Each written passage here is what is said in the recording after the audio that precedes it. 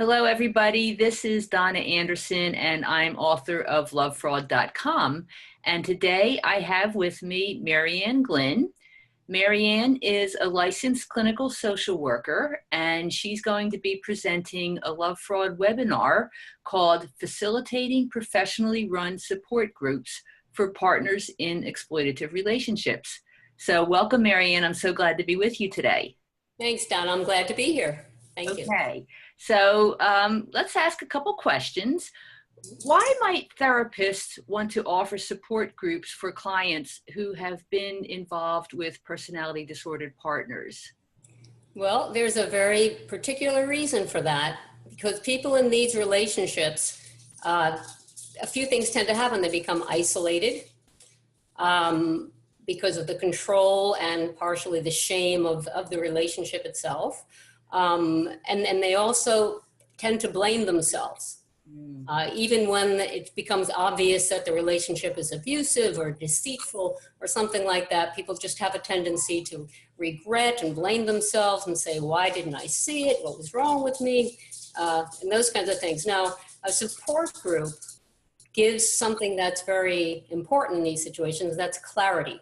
Clarity about the person you're with, the disordered person, and who they are and why they're the way they are. And that helps to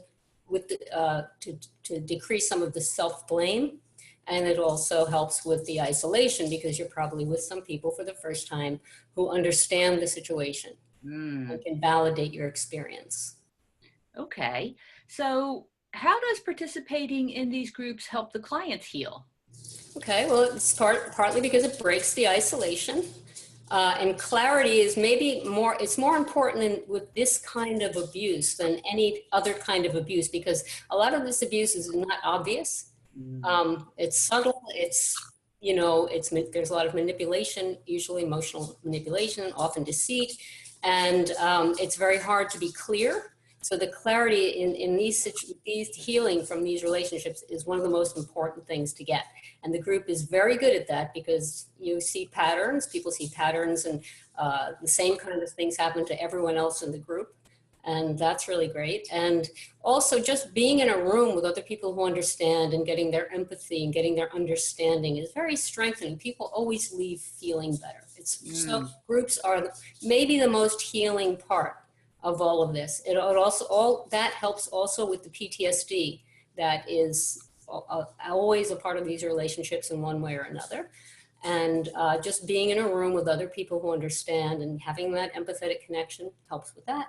And of course, the group can be used according to how the therapist works and integrate PTSD type healing techniques. Okay, so what are some of the nuts and bolts that you're going to be going over in this program, like the topics that you'll discuss about how to actually run a group? Okay, to run a group, okay, well, aside from partly we go into why the groups help and the different research on that, I go into how to set up a group safely. That's an important thing in this situation. You want to make sure confidentiality, privacy, and safety are whether you're marketing, whether you're screening people, how you're advertising, all those things have to be very carefully done. So that's part of it. How to find members also has to be private. What to do, the problems that come up in groups, many therapists run groups, but many do not. And there are lots of different things that can happen that you have to be ready and prepared for, and to kind of how to structure a group in the best way for this kind of problem, the things that work the best for them. And also to be aware, and then the screening process, there are some, that's important here too, because sometimes you have people who are not appropriate for the group thinking they are, or people who actually infiltrate the group. Oh my. Yeah. I know that sounds almost a little paranoid, but it actually does happen sometimes. Well, then people certainly need to be aware of all those issues if they want to run a support group for partners with disordered partners. Yes. So I think this is going to be a great workshop, Ann. I really appreciate it. And I know you have a lot of great information because you have a lot of experience in doing this. So yes, I do. And one more thing. There are so many groups. I've helped start many groups around the country. Mm-hmm. They're around the world.